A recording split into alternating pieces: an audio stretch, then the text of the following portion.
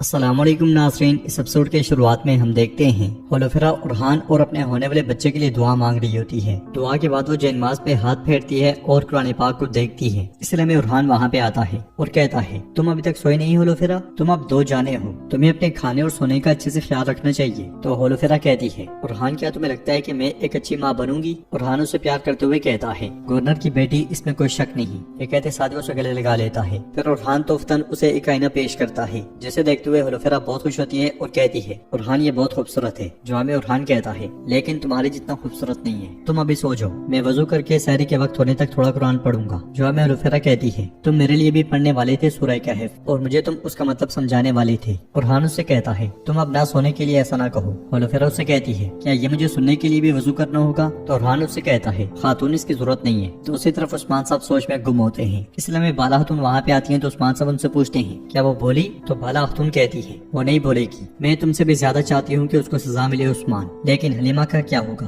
کون جانے وہ اس وقت کی سال میں ہے، منگول ہمارے سر پہ ہیں، لوگوں کا برا حال ہے، ہماری بیٹی کی قسمت اس سام کے زبان کی نوک پر ہے۔ اگر ہم صوفیہ کو زندہ رہنے دیں تو ہمیں ہماری بیٹی سے ملنے کی امید ہوگی، لیکن اگر وہ نہیں بولتی تو کیا ہوگا؟ کیا ہم اس کے قیدی ہوں گے؟ تو عثمان صاحب کہتے ہیں ایسے مت کہو بالا، غمگین نہ ہو، آنسو نہ بہو، دیکھو حلیمہ زندہ ہے، تم دیکھو گی، ہم اسے تلاش کر لیں گے، ہم اسے لے آئیں گے اپنے قبیلے میں، اپنی خوبصورت آنکھوں سے آنسو نہ بہو، ہم اب تک بہت کچھ سے گزر چکے ہیں، ہم اس سے بھی گزر جائیں گے انشاءاللہ۔ تو بالا خاتون کہتی ہے ہم ملیں گے پیارے عثمان اور ہم یہ جنگ جیت جائیں گے۔ تو عثمان صاحب کہتے ہیں جب تک تم میرے ساتھ ہو تمام راستے کھل جائیں گے۔ بالا خاتون کہتی ہے عثمان میں حلیمہ کو بہت یاد کرتی ہوں، کون جانے اس شیطان نے ہماری بیٹی کے ساتھ کیا کیا۔ یہ سن کر عثمان صاحب کہتے ہیں گزرے ہوئے دنوں کے بارے میں مت سوچو، ہم صرف خوبصورت دنوں کے بارے میں سوچیں گے۔ بالا خاتون کہتی ہے اگر وہ ہمیں مل گئی اور ہم اسے یاد نہ ہوئے تو کیا ہوگا؟ تو عثمان صاحب کہتے ہیں چاہے ہماری بیٹی کو اپنی ماں یاد نہ ہو، لیکن اس کی ماں نے اسے یہاں اپنے دل میں پالا ہے۔ بالا خاتون خوش ہوتے ہوئے کہتی ہے تم نے پھر سے میرے دل سے بوجھ اتار دیا۔ یہ کہتے ساتھ ہی وہ ان کے گلے لگ جاتی ہیں۔ ناظرین اس کے بعد ہم ترکوں کا ایک چھوٹا سا قبیلہ دیکھتے ہیں جو جنگل کے بیچوں بیچ آباد ہوتا ہے۔ اپنی بیٹی کو چھپا ہوا دیکھ کر سردار اس کے پاس آتا ہے اور کہتا ہے دوبارہ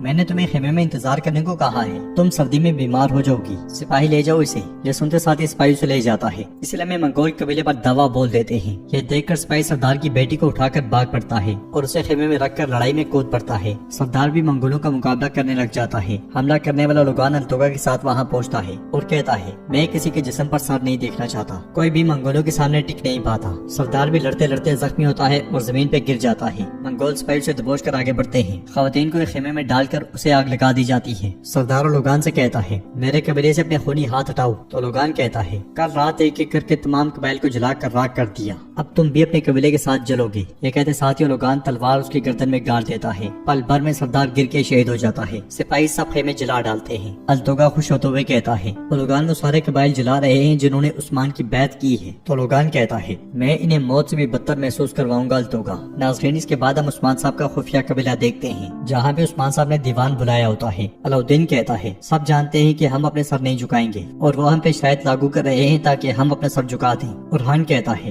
ایاز صاحب اور ان کے سپاہی چاہے ہماری فوج میں شامل ہو جائیں، ہماری طاقت اتنی نہیں ہے کہ احسن بیگی کو سردوں سے نکال دیں حضور۔ یہ سن کر عثمان صاحب کہتے ہیں اورحان ٹھیک کہہ رہا ہے، ہمارے مضبوط ہونے کے لیے مزید سپاہی اور مزید تلواروں کے لیے ہمیں یقینی طور پہ سونے کی ضرورت ہے۔ مخالف اچھی طرح جانتا ہے کہ وہ سونے کی وجہ سے ہم پہ شکنجہ کسے گا، لیکن ہم اس سکے کو منگولوں کے خلاف کھڑے ہونے کے لیے تلاش کریں گے۔ اورحان کہتا ہے حضور ہم اسے کیسے تلاش کریں گے؟ تو عثمان صاحب کہتے ہیں منگولوں کے سکے سے۔ بالکل فکر نہ کرو بیٹا، ہم منگولوں کو منگول کے سکے سے ماریں گے۔ اس لیے میں ایکوت وہاں پہ آتا ہے اور عثمان صاحب سے کہتا ہے اولوگان نے آس پاس کے تمام ترکمان قبیلوں پہ حملہ کیا اور تمام لوگوں کو مار ڈالا۔ یہ سن کر سب کو بہت غصہ آتا ہے۔ دوسری طرف قسمت صوفیہ پہ ٹوٹ پڑتی ہے، اس لیے میں بالا خاتون وہاں پہ آتی ہیں تو قسمت بالا خاتون سے کہتی ہے بالا خاتون اس نے ایک لفظ بھی نہیں بولا۔ زمین پہ پڑی ہوئی صوفیہ کہتی ہے میں ہار نہیں مانوں گی بالا، میں نے انتقام لینے کے لیے برسوں انتظار کیا، کیا تم کو یقین ہے کہ میں اتنی آسانی سے ہار جاؤں گی؟ جواب میں بالا خاتون کہتی ہے آج نہیں تو کل ہار مانو گی صوفیہ، یہی تمہارا مقدر ہے، تم ضرور بات کرو گی اور میں تب تک انتظار۔ یہ سن کر صوفیہ کہتی ہے لیکن حلیمہ انتظار نہیں کرے گی بالا، اس کے پاس زیادہ وقت نہیں ہے۔ یہ سن کر جاتی ہوئی بالا خاتون رک جاتی ہیں اور پوچھتی ہیں تمہارا کیا مطلب ہے؟ صوفیہ کہتی ہے تمہیں مجھے رہا کرنا پڑے گا بالا، حلیمہ کے لیے۔ بالا خاتون سے دبوچتے ہوئے کہتی ہے صوفیہ کھیل ختم، जो चाहो कहो, तुम यहाँ से कभी नहीं निकल पाओगी। सोफिया उनसे कहती है, बाला अगर मुझे कल रिहा ना किया तो हलीमा मर जाएगी। मेरे इस्माइल को मेरी गैर मौजूदगी का एहसास हो गया होगा बाला। मैंने उनसे कहा था कि अगर मैं उस्मान के हाथ लग गई तो उसे मार डालना। 3 दिन होने को हैं, वो उसे मार डालेंगे। बाला खातून उसे दबोचते हुए कहती है, जो चाहो बोलो, मैं तुम्हारे झूठ से तंग आ गई हूँ, मैं तंग आ गई हूँ। ये कहते साथ ही उसका गला दबाते ही चली जाती है। सोफिया कहती है, मैं सच कह रही हूँ, सच कह रही हूँ, मैं खुदा की कसम सच कह रही हूँ। जोर बढ़ाते बढ़ाते बाला खातून की आंखें भर आती हैं। सोफिया मजीद कहती है, अगर तुम नहीं चाहती कि वो मर जाए तो तुम्हें मुझे छोड़ना होगा, वरना कल हलीमा मर जाएगी, तुम्हें अपनी बेटी की लाश मिलेगी, मुझे छोड़ दो, वक्त नहीं है बाला।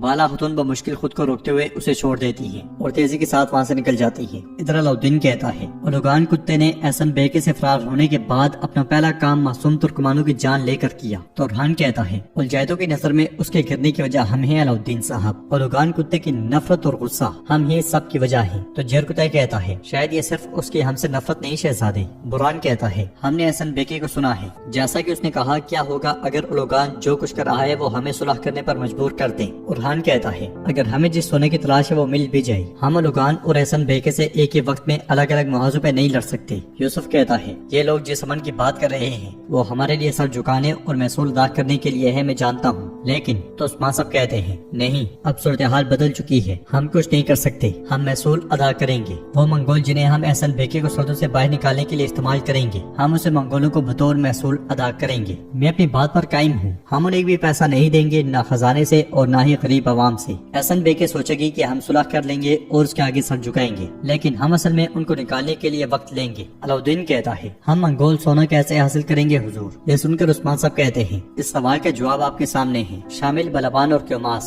आप काफी अरसे से उलुगान के सिपाहियों को देख रहे हैं, आप उनके बारे में बताएं। तो क्योमास कहता है, हम कुछ अरसे से उनकी हर हरकत पे नजर रखे हुए हैं। इससे पहले कि एहसन बेके सरहद पर आई, हर वक्त सोने से लदी गाड़ियाँ पड़ोसी रियासतों से उलुगान तक आती थी। ये कहते साथ ही वो समय को याद करता है जब सोने से भरी घोड़ा गाड़ियाँ काई कबीले में उलुगान के पास आई थी। आने वाले कमांडर से उलुगान ने पूछा था, ये संदूक कहाँ से आई है? तो कमांडर ने कहा था, काई के मशरकी सरहदों से वसूल किए जाने वाला महसूल है उलुगान। उलुगान ने अल्तुगा से कहा था, ये दूसरे सोने के साथ रख दो। घोड़ा गाड़ी आगे बढ़ी थी तो क्योमास भी अपने साथियों के साथ उसके पीछे निकल पड़ा था। अगले मंजर में वो एक गार के पास पहुंचे थे जहाँ सोना रखा जा रहा था। इस खाई के बाद शामिल कहता है, गार के अंदर कितना सोना छुपाया हुआ है अल्लाह जानता है। बलबान कहता है, लेकिन मुहाफिज बड़ी तादाद में है। अलाउद्दीन कहता है, हुजूर मेरे पास एक मंसूबा है, मफरूर उलुगान से सोना लेकर उसे एहसन बेके को बतौर महसूल देना है, ऐसा ही है ना? उरहान कहता है, हमें इससे काफी वक्त मिलेगा, तब तक हम अपनी ताकत भी जमा कर लेंगे। उस्मान सब कहते हैं, एहसन बेके को लगेगा कि इस वक्त हम सर झुका रहे हैं, लेकिन हम मजबूत हो जाएंगे और सबसे पहले उलुगान को मारेंगे और फिर एहसन बेके का वक्त आएगा। चलो उस गार की तरफ चलते हैं। ये कहते सुनते साथ ही वो सब रवाना हो जाते हैं। कई कबीले में सारगोन अपनी माँ से कहता है, ऐ सुल्ताना, ऐ शाहों की शाह, जब आपने अपने इकलौते बेटे को नहीं देखा और तमाम मंसूबा एक चरवाही की बेटी पर डाल दिया, इसका मतलब यह है कि बदले में हमें बहुत ज्यादा फायदा होगा।